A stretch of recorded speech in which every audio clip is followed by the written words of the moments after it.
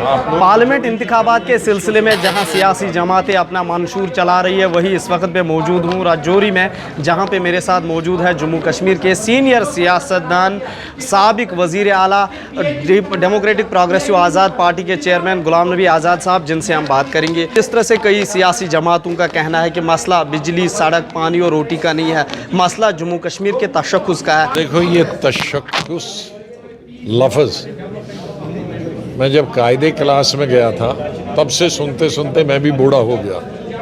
ये तशख़्ख़ुस आइए, अब 75 साल में कौन ऐसी चीज़ है जो अटक गई है, जो हर 5 साल के बाद इलेक्शन में ही जिंदा हो जाती, 5 साल मर जाती।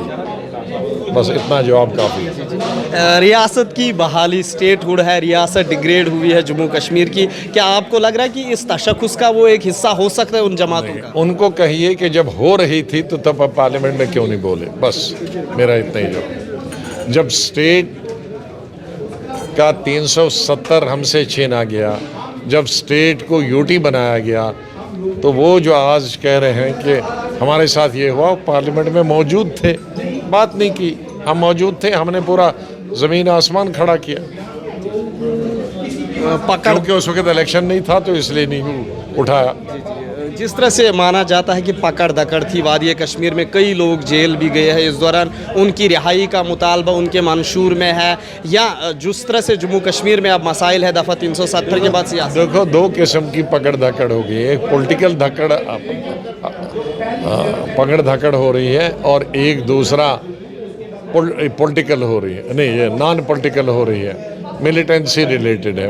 मिलिटेंसी रिलेटेड में मुझे कुछ नहीं कहना, लेकिन पॉलिटिकल जिसे खाली आरोप रहकर कहा जाता है ये मिलिटेंट से जुड़ा है, ये मिलिटेंट से बात करता है, उनको तो छोड़ देना चाहिए। वो गलत चीज़ नहीं करनी। कई नौजवानों के खिलाफ मुकदमात दर्ज किए, जो भी गलत मुकदमे हैं उनको छोड़ देना चाहिए। किस तरह से आपके मंशूर में ये चीज़ें शामिल हो सकती है, तामीर व तरक्की के बावजूद जो सियासी मसाइल जम्मू कश्मीर के? देखिए, मंशूर बनाने के काबिल सिर्फ 2 पार्टियां हैं।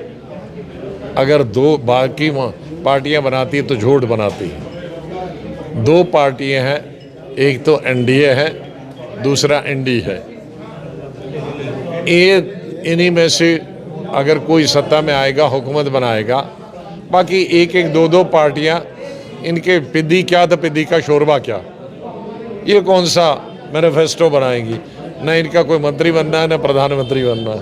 वो प्रधानमंत्री मैनिफेस्टो पार्टी जिसके पास 250 लोग जीत के आएंगे, है वो मैनिफेस्टो बनाएगा। जहाँ सीटें ही 4 हों और वो भी 4 आदमी को मिलेंगे, तो वो क्या मैनिफेस्टो बनाएगा? यहाँ आप इंडिविजुअल मैनिफेस्टो बना सकते हैं। हमारा कैंडिडेट पार्लियामेंट में सोएगा नहीं। जब 370 ख़त्म हुआ, हमारे एमपी सोएंगे नहीं। जब स्टेट को डाउनग्रेड किया, हमारा एमपी एक ही अगर होगा, वो जागता रहेगा पहरेदार की तरह। कोई भी हमारे स्टेट के पक्ष गलत जाएगी, उस पर हम बोलेंगे, उसकी निंदा करेंगे, उसको ठीक कराएंगे। आज़ाद साहब, वज़ीर आला के ओहदे पर आप यहाँ फाइज रहे, कितना कुछ फ़र्क आपको दिख रहा है कि कवानीन जो नए नाफिज किए जा रहे हैं जम्मू कश्मीर में, खासकर अब मरकज़ के ज़ैर इंतज़ाम इलाका जम्मू कश्मीर, अब जो चीफ मिनिस्टर बनेगा तो कितना कुछ मुख्तलिफ होगा वो उनके लिए? देखो, बहुत सारों की तो बिल्कुल ज़रूरत ही नहीं है, और बहुत सारे कानून तो जो ही आपने यूटी बनाई तो ऑटोमेटिकली लग जाता है।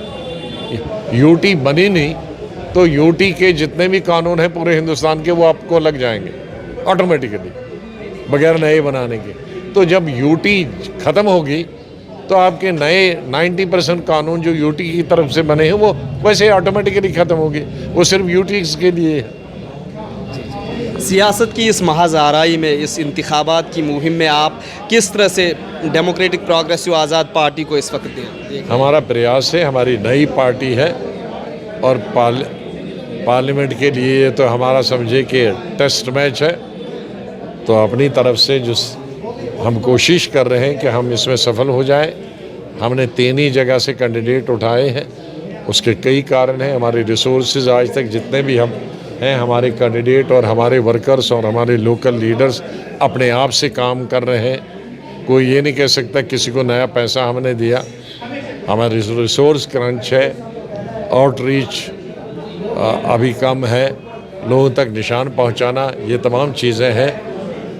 ये इतना मुझे खुशी है, मैंने हिंदुस्तान में कई सैकड़ों पार्टियां बनते देखी, 10-10 साल तक उन पार्टियों का नाम ही नहीं होता था।